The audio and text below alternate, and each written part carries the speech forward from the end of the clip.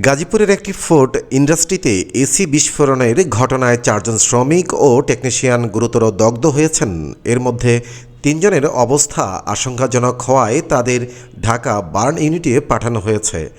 মঙ্গলবার দুপুরে গাজীপুর সদর উপজেলার বাহাদুরপুর এলাকায় অবস্থিত রানী ফুড ইন্ডাস্ট্রিতে ভয়াবহ এ ঘটনা ঘটে।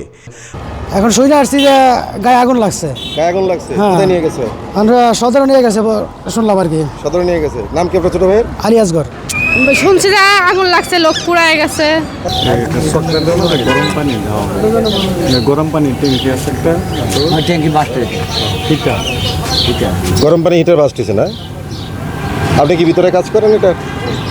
Azgar Ali wafer operator, Kamal Mondal AC technician, Salman AC technician, Antu মণ্ডল।